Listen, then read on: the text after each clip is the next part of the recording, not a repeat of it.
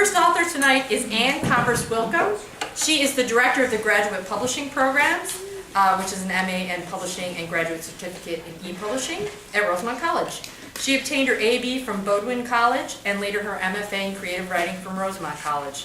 Her creative work has been published in the Midwest Coast Review, Postcard Shorts, the Medulla Review, Fiction 365, and in the anthology Memoirs of Meanness. Her novel-length fiction was twice named semi-finalist in the William Faulkner Creative Writing Competition.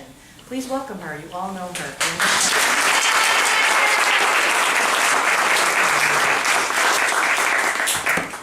Just first, and does this count in my 10 minutes?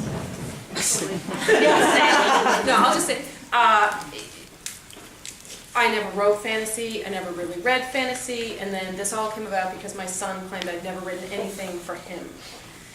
And so I said, well, what would you like me to write? He said, oh, dragons. Crap. This is what came out.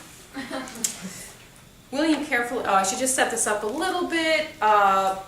This is part of a novel. William's grandfather has died. They've gotten back from the funeral, and a box had appeared that had been sent from the grandfather. And he has since opened it, and this is what was in it. William carefully set the box on his dresser in the direct afternoon sunlight. He looked at the egg and touched it with the tip of his finger. He backed up and sat down on his bed. This was kind of cool, but it didn't replace Granddad. It seemed strange how someone could just no longer exist.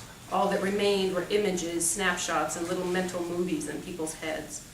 The thought that he would never hear Granddad's voice again, listen to him talk about golf and dragons, or throw the football in the side yard settled in his stomach. It hurt, and it all seemed to be fading. God, he hated his terrible memory. William tore out of his room. Mom, going to Daniel's. He ran between the bushes in the neighbor's house, telling himself to think about Halloween, think about manhunt, flashlight tag. As he opened the front door, he noticed Ellie sitting in their kitchen counter eating apple slices, and then his annoying older sister walked right after him. He shook his head. Why did Daniel have to have siblings? Why couldn't he have been an only child, a singleton, so William could escape from his sisters at least once in a while? William, did you tell Daniel about the egg? Asked Claire with her big mouth. He glared at her. Why couldn't she leave it be? Why did she always feel the need to spill news, or what she thought was news? It wasn't her egg, it wasn't her news, and it wasn't her business. He had no intention of talking about it. What's up? William said. What egg? Daniel asked. It's nothing. William shook his head and shot Claire what he considered to be his meanest of all looks. Come on, what egg? William slumped his shoulders in defeat. It's just a fairy dragon egg, he said. How about we shoot some baskets and play a game of ping pong? Dragons aren't real, said Daniel with a skeptical look on his face, and you hate ping pong. William did hate ping pong. It just seemed like such a stupid game. Dude, I know it's not real. I said fossilized. You didn't say fossilized, and dude, fossilized things are real, but a dragon egg? He shook his head. I don't know. Show it to me. Later, let's go look for golf balls. No, I want to see the egg. William really didn't want to show him the egg. Why couldn't people get it? William got up. Fine, let's go. I'll show you the damn egg. Daniel slipped on his Adidas, partly chewed by Fizzy, and followed William out the front door into late afternoon fall sun. Dude, it's pretty warm. What are we going to wear for Halloween? Decide yet? No, William said as he slipped between the bushes. How about a couple of old grandpas? We could... William stopped and turned to look at Daniel and then the ground. Geez, what's your problem? Oh, sorry, dude, Daniel slapped at the bush. I kind of forgot, whatever. They walked in accompanied by a few blowing leaves, patted Fizzy on the head, and took the back stairs two at a time. William watched as his friend stood at the dresser and opened the box. Hey, what kind of egg did you say it was? Well, a fossilized... It just sounded so stupid. It's supposed to be a fairy dragon egg. Can I pick it up? No, William yelled. Granddad sent it to me. But yeah... Daniel turned toward William, his face scrunched up. I don't get it. If he's, then how? My mom thinks he ordered it before William pushed Granddad's dragon journal under his pillow. But it just arrived today. I think it's kind of cool. But let's go look for golf balls. Before they shut the back door, William's mother yelled, Stay off the path. There might be a few snakes or other... They walked down the path that led to the creek, their best sorts for golf balls. Ones with logos or unique decals were the best. William kept a shoebox under his bed. He filled it with the ones they collected over the past couple of years.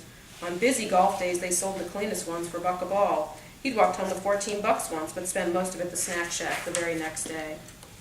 Pointing to the tallest, widest oak William had ever seen, other than the ancient oak at the beach in South Carolina, Daniel said, laughing, "Yesterday, my dad told Sammy that big old tree was a portal to the underworld. But that was just to scare him, to keep him away from the snakes." "Yeah, but it'd be pretty cool if it were, wouldn't it?" "I guess if you believe in that kind of crap." Still in his clothes, William woke up and the early morning light began to filter through his blinds. The birds suddenly began to chirp as if on a tight schedule. It was Saturday, and even on school days he never woke up this early. He heard an odd fluttering noise. He tried to ignore it and roll over, but the gentle pulsating grew louder. He looked around the dark and hazy room, not that he could see much.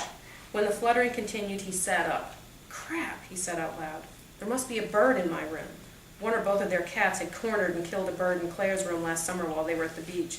It was nasty sick. Bird feathers everywhere." Something flew by his head. He contemplated diving under the covers, but something swooped down again, the buzzing, the fluttering. "Crap!" He waved his arms, trying to deflect it. "Ouch!" he yelped. He sat up, realizing he'd caught something and had pinched or bitten the inside of his hand. He slowly unfurled his fingers, yanked on the blind with the other hand, bringing just enough light in the room to see an odd, bluish-looking bug. Or was it a butterfly? No, it had a prehensile tail. It looked more like a lizard with wings.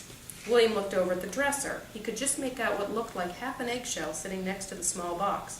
He looked back at the tiny creature sitting in his hand, and then back to the dresser, and once again at the small creature. A dragon. It had to be a dragon. The dragon. The fairy dragon. "Hello, little guy." William wanted to touch it, but he was afraid. He didn't want to hurt it.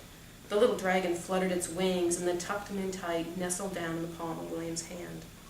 William slid off his bed carefully, holding the tiny creature in his hand. He then gently placed on his bed and settled on the floor, resting his chest against the side of the bed, and admired the awesomeness of this little dragon. How cool Daniel would think it was. But did he really want to tell him?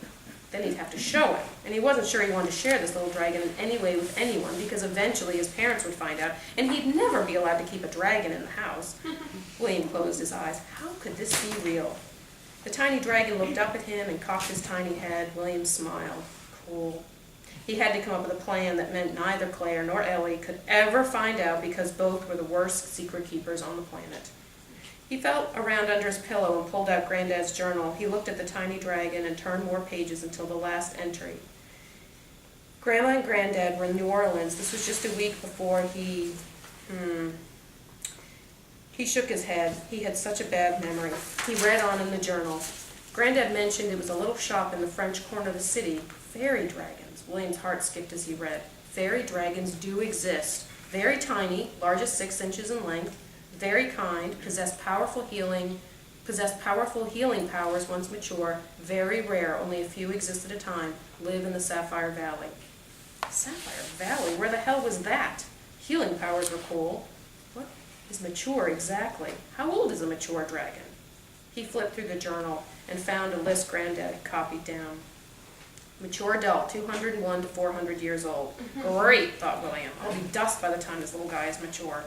William turned back to the last page of the journal, running his fingers over the dried ink, trying to imagine Granddad sitting at his desk writing. Granddad described a young woman with long black hair whose name began with S. He'd forgotten. He went on about how she'd become excited, and when he asked about fairy dragons, scribbled along a notation about the dark-haired woman giving him dried seeds, coriander. Definitely strange. William shook his head. Whatever. None of this was helping him at the moment. The dragon yawned and began to stretch. William's stomach began to growl. Hunger set in, and then it dawned on him that the dragon had to be hungry too. And since this was some fluke, some bizarre twist of magical fate, he was certain there were no operating instructions. But looking couldn't hurt, so he picked up the dragon and walked over to the dresser and peered into the small box. He could see the small corner of a piece of paper. The yellow paper had been folded numerous times, with each unfolding motion, William's stomach churned. The scrolly fine handwriting looked old and fancy, as if a sharp quill pen had been used. It read, "Dear William, for reasons beyond your years, it is gravely important that you bring this newly hatched fairy dragon back, through Rodion to the Sapphire Valley to his parents, Bensvelk and Worsel. Do so quickly, for the fairy dragon will soon wither and die. The fairy dragon's hide is most likely bright in color, but this color will quickly fade to near white, and the dragon will die shortly thereafter unless returned to the Sapphire Valley. I know it is a great thing to ask of a boy your age to help, but I am pleading for your assistance. It must be you. Thank you. Sagacity. Please leave as soon as possible. The dragon only has a matter of days. The fairy dragon will eat berries and nuts. Do not encourage the dragon to use the sleeping gas breath and keep it safe, for it could easily be mistaken for a small bird. This made no sense. A journey, a long journey, potentially harrowing journey, and he didn't like those sorts of things. He wasn't that kind of kid. He hated roller coasters, haunted houses, twirly rides, and water. He didn't even like riding in a spike that fast, not really. I've got to get something to eat. You stay here. I'll bring you some raspberries. William placed the little dragon back on his unmade twin bed and backed out of the room. Just before he shut the door, he stared at the little dragon, his greenish scales, his purple iridescent wings. William smiled because it totally rocked that he had a dragon sitting on his bed.